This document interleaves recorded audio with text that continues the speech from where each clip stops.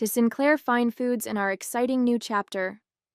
The crystal glasses clinked around the private dining room at Ellsworth, Boston's most exclusive restaurant. I smiled as Edward Kingston, lead investor at Meridian Capital, raised his glass with genuine enthusiasm. After months of negotiations, I'd finally secured an $8 million investment to take my family's specialty food business national. The champagne was flowing, the investors were beaming, and my parents looked happier than I'd seen them in years. My name is Madison Sinclair. 8 years ago, I walked away from a promising finance career to save my parents' struggling gourmet shop. Everyone thought I was crazy to leave my six-figure salary for a family business that was 3 months from bankruptcy. But I saw potential where others saw only risk. "I remember when your parents' shop was just that little storefront in Cambridge," said Vivian, my former business school professor who had introduced me to the investors. "And now look at this. National distribution, an online subscription model, and those manufacturing partnerships. Remarkable transformation, Madison." I felt a glow of pride as the investors nodded appreciatively. The journey hadn't been easy. I'd restructured operations, rebranded our product line, secured strategic partnerships, and built an e-commerce platform from scratch. Sinclair Fine Foods had grown from a beloved local shop to a budding national brand, with our specialty jams and artisanal condiments now shipping to 48 states. "None of this would have happened without Madison's vision," my father said, raising his glass. "When Helen and I started this business 25 years ago, we never imagined it could become what it is today." My mother nodded and smiled, but something flickered across her face, a hesitation I recognized all too well. As the investors discussed expansion plans that I'd meticulously prepared, I felt my mother's hand slip into mine under the table. "Madison, dear," she whispered, leaning close enough that her perfume enveloped me. "This is all very exciting, but remember, when William returns from his program next month, he'll make a better CEO for the family business. You've done wonderful groundwork, but he has the right education for this scale." My brother William, the golden child who'd been traveling through Europe for the past year after getting his MBA, barely checking in on the family business I'd been rebuilding with my blood, sweat, and tears. I kept my smile firmly in place as I squeezed my mother's hand back, but ice was forming in my stomach. 8 years of 18-hour days, skipped vacations, and postponed personal life, and she still saw me as the temporary caretaker of William's birthright. "Everything okay?" Kingston asked, noticing our exchange. "Absolutely perfect," I replied, raising my glass higher. But behind my smile, gears were already turning. Monday morning couldn't come fast enough. 8 years ago, I'd been the rising star at Morgan Stanley when my father called with news that changed everything. The family business was failing. They'd overextended with a second location, and the recession had hit their luxury food items hard. They were 3 months from closing their doors permanently.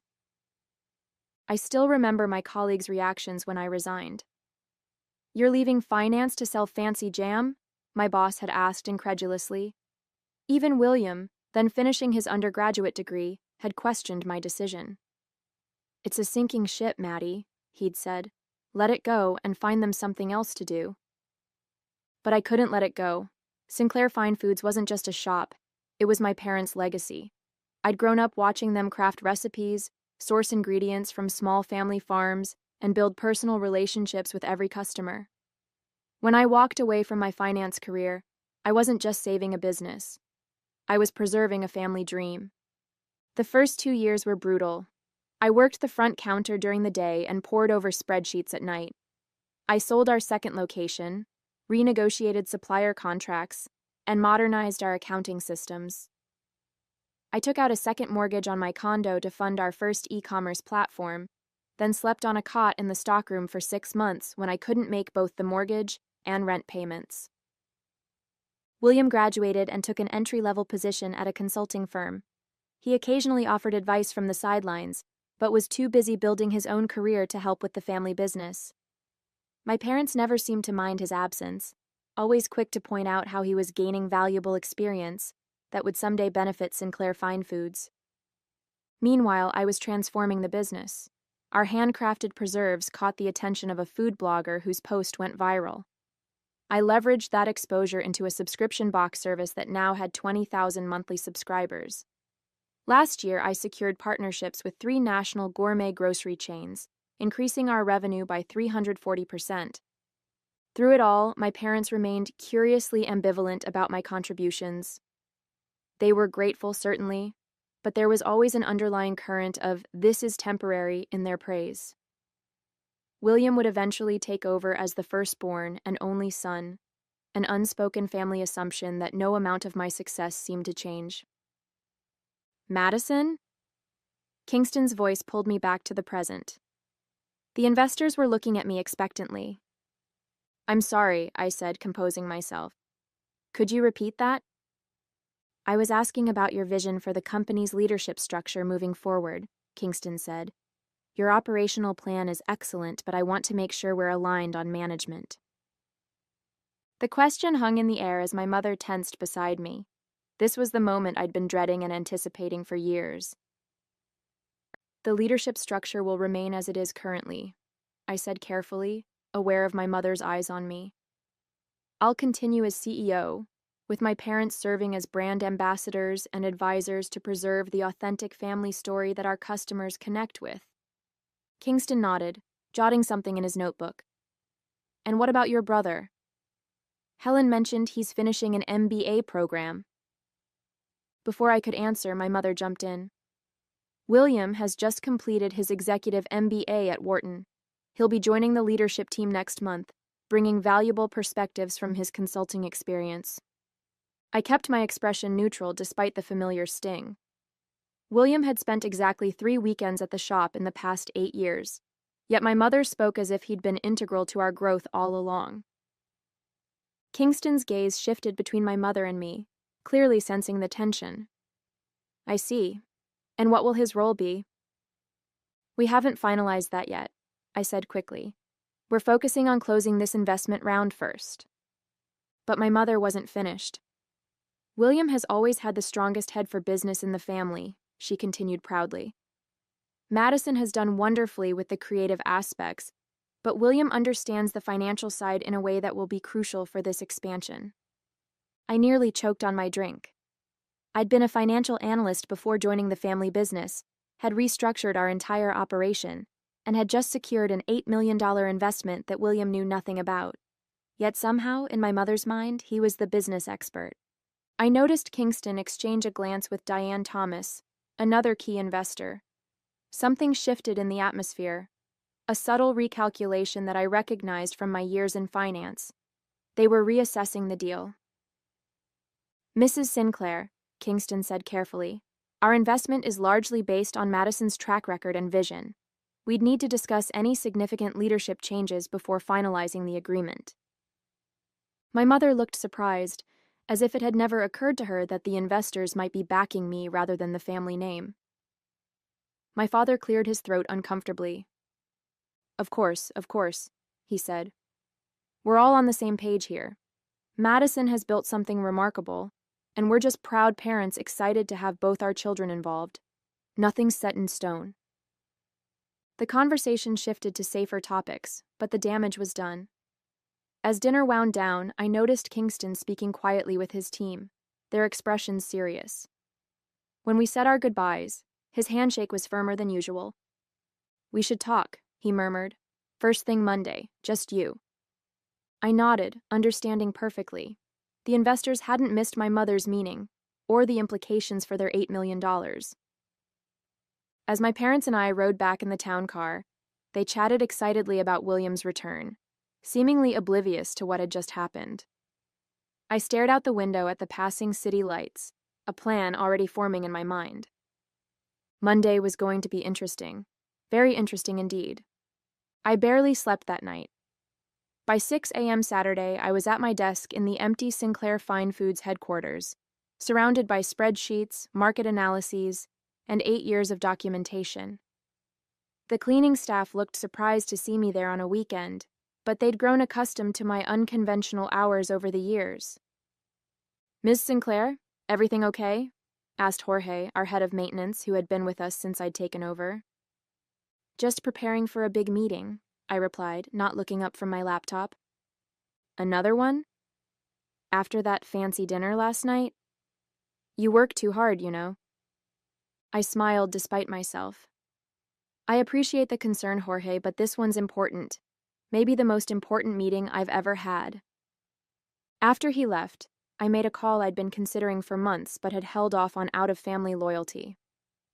Madison? It's 6:30 on a Saturday, came Vivian's groggy voice. My former professor and mentor had always been an early riser, but even this was pushing it. I need your advice, I said without preamble, and possibly your help. 45 minutes later, Vivian walked through the door with 2 coffees and a determined expression. After explaining the situation, she sat back and studied me carefully. You've been anticipating this moment for years, she observed. What do you really want, Madison?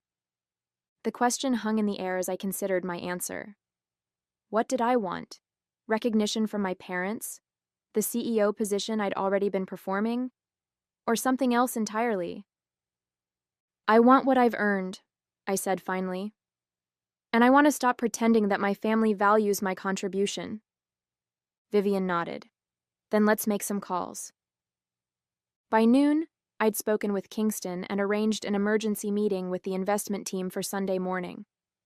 I'd also called my loyal employees, Daphne from marketing, Jason from operations, and Tamara from product development, asking them to come in for an urgent strategy session. These were people who had been with me from the beginning, who had built this company alongside me while William was off finding himself before his MBA.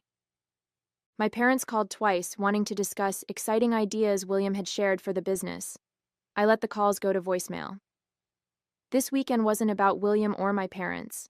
It was about securing my future, with or without Sinclair Fine Foods. Sunday morning arrived with a knot in my stomach. I'd barely slept, running financial projections until 3 a.m. Kingston and his team arrived at 9 sharp, their expressions a mix of concern and curiosity. Madison, Kingston began as they settled into our conference room, I've been in this business for 20 years, and I've learned to trust my instincts. Something happened at that dinner that concerns me. You're right to be concerned, I said, sliding folders across the table to each of them. Page 1 is the current organizational chart of Sinclair Fine Foods. Page 2 is what I suspect it will look like if my parents have their way after the investment closes. The second chart showed William as CEO, with me shifted to a vague creative director role with no real authority. Kingston frowned. This wasn't what we discussed during our negotiations. No, I agreed, it wasn't. But it's been the unspoken plan in my family since I joined the business. No matter what I achieve, William is the presumed heir to the company. And what's on page 3? Asked Diane Thomas, flipping forward in her folder. I took a deep breath. That's my counterproposal. The room went quiet as the investors reviewed the document. It outlined a new company structure, one that didn't include my parents or the Sinclair name at all. This is unexpected, Kingston said finally. You're proposing we redirect our investment to a new entity that you would lead? Yes, I said, meeting his gaze steadily. Let me show you why that makes financial sense for everyone involved. The market validation already exists, I explained, clicking through a presentation I'd prepared overnight. Our customer base doesn't primarily connect with the Sinclair name. They connect with our product quality and brand story, both of which I created. The investors listened intently as I detailed how our sales had grown. I showed them customer surveys where the attributes most associated with our brand, innovation, sustainability, and community connection, were all initiatives I had spearheaded, not legacy elements from my parents' original business. What about the manufacturing relationships? Asked Thomas. Wouldn't you be starting from zero? I shook my head. Our 3 main manufacturing partners have contracts with renewal provisions coming up next quarter. I've maintained those relationships personally for years. They know who really runs this business. As the meeting progressed, I laid out a complete business plan for a new company, one that would leverage everything I'd built at Sinclair Fine Foods, but without the family complications. This is impressive work for one weekend, Kingston remarked, but I'm guessing you've been thinking about this for much longer. I nodded. It's been my contingency plan for about 3 years. I've watched how my parents treat William versus how they treat me. I knew this day might come. After 2 hours of discussion, Kingston leaned back in his chair. We invested in you, Madison, not just the company. The Sinclair brand has value, certainly, but you're the visionary who transformed it. He exchanged glances with his team. We need to conduct proper due diligence on this new approach, but I'm inclined to redirect our investment as you've proposed, with some modifications to protect all parties. Relief washed over me. Thank you. I was prepared to walk away with nothing if necessary. That wouldn't serve anyone's interests, Kingston replied, least of all ours. But I have one condition. You need to have an honest conversation with your parents before we finalize anything. Give them a chance to recognize what they're about to lose. I wanted to refuse, to spare myself the inevitable pain of that confrontation. But I knew he was right. I'll speak with them tonight. After the investors left, I met with my core team, the people who had helped build the company alongside me. I hadn't told them about my contingency plan before, unsure if they would see it as disloyalty to the family business. I always wondered if you had an exit strategy, Daphne said after I explained the situation. The way your parents talk about William, it was only a matter of time. Jason nodded. We've worked with you for years, Madison, not with the Sinclair name. Are you saying you'd come with me? I asked, surprised by their immediate support. In a heartbeat, Tamara replied. We've already discussed it, actually. We figured this day might come, especially with William finishing his MBA. The knowledge that my team had anticipated this scenario and had already decided to follow me gave me the final boost of confidence I needed.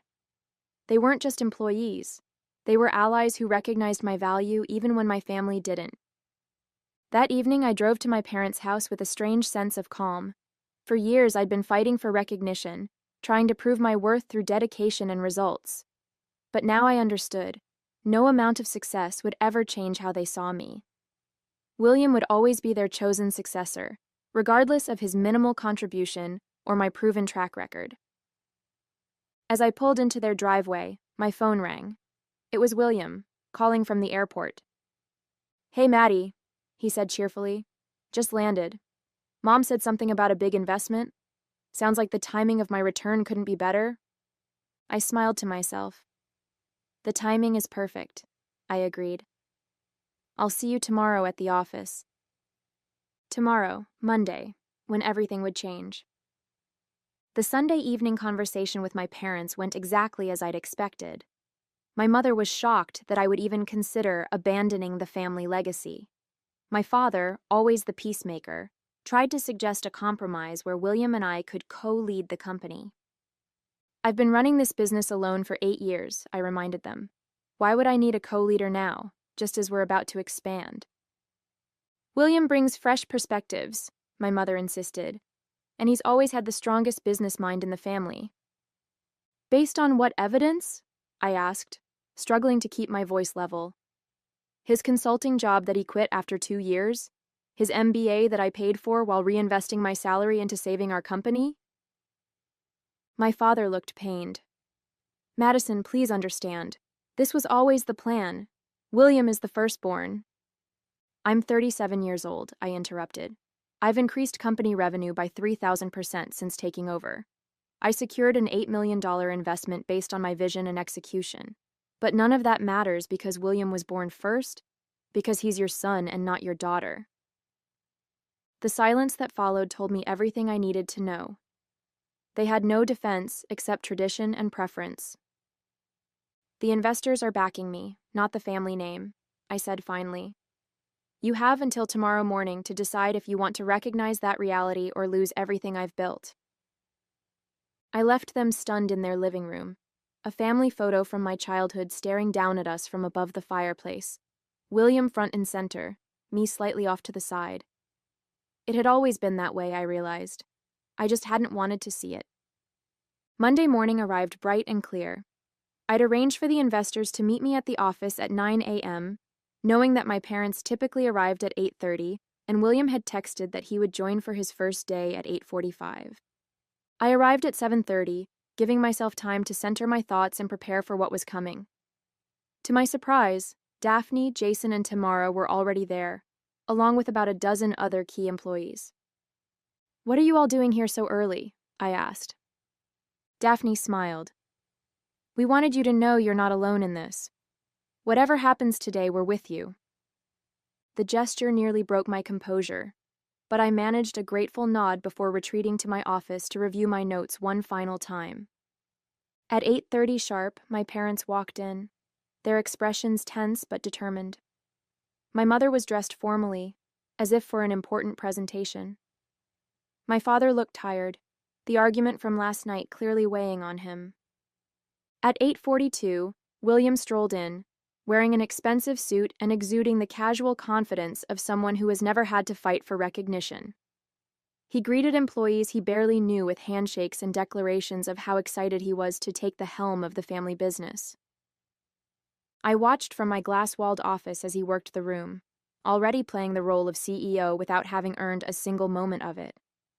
My mother beamed with pride, pointing out various aspects of the operation to him as if he were a visiting dignitary, rather than someone who should have been in the trenches with us for the past 8 years.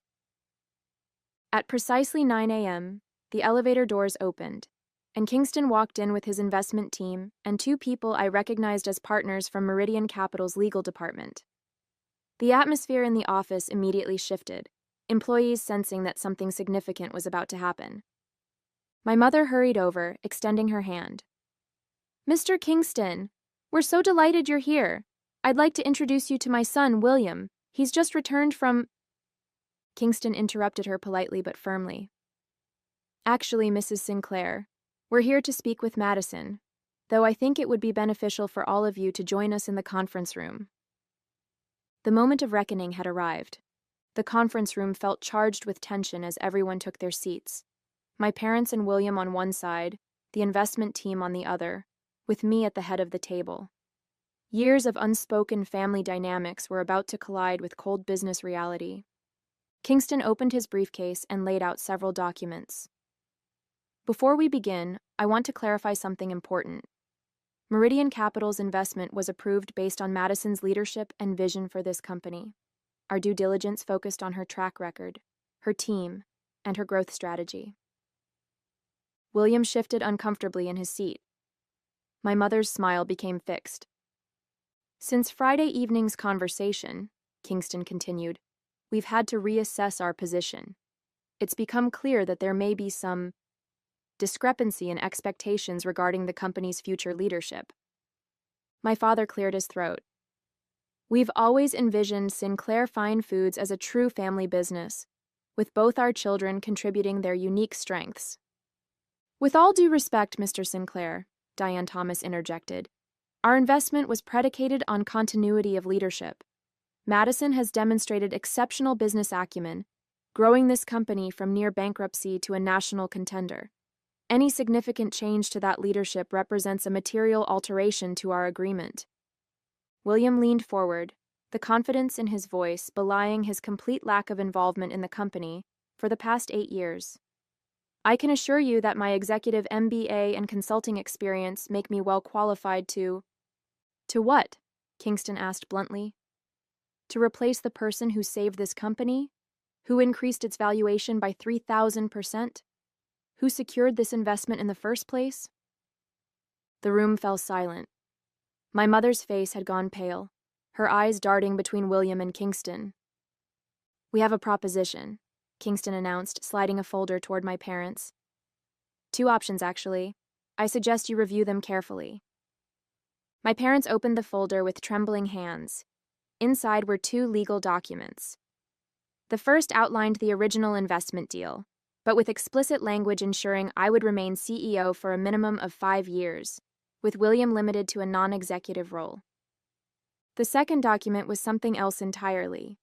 A term sheet for a $10 million investment in a new company, one that would be founded and led by me, with no connection to the Sinclair name or family ownership. "What is this?" my father asked, his voice barely above a whisper. "Insurance," I replied calmly. "In case you still don't understand what's actually valuable about this company." William snatched the second document, his face flushing as he scanned its contents.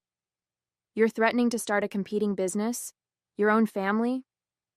"I'm protecting the value I've created," I corrected him. "Value that you had no part in building, William. Where were you when I was sleeping on a cot in the stockroom to make payroll? When I was personally delivering orders because we couldn't afford shipping fees? When I was redesigning our entire product line while working the register?" My mother looked stricken. "Madison, you can't possibly mean to abandon your family legacy." Before I could respond, the conference room door opened. Daphne entered, followed by Jason, Tamara, and at least 15 other employees, many who had been with the company for years. "Excuse the interruption," Daphne said, her voice clear and confident, "but we wanted to make something known. If Madison leaves to start a new company, we go with her. All of us." The room erupted in whispers. My parents stared in disbelief at the assembled employees, the beating heart of the company they thought they controlled. "The choice is yours," I said quietly. "Recognize what I've built and who built it, or watch me walk away with everything that makes this company valuable." For nearly 10 minutes, the only sound in the conference room was the shuffling of papers as my parents and William examined the documents before them. Kingston and his team waited patiently. The employees who had come to stand with me remained at the edges of the room, a visual reminder of where the company's true value resided. Finally, my father sighed deeply and pushed the first document forward. "We'll sign this one," he said, his voice heavy with defeat. "Madison stays as CEO." My mother's lips were pressed into a thin line, but she nodded in agreement. William looked shell-shocked, his carefully constructed future crumbling before his eyes. "A wise choice," Kingston said, signaling for his legal team to finalize the paperwork. 2 hours later, it was done. The investment would proceed with explicit protections for my position.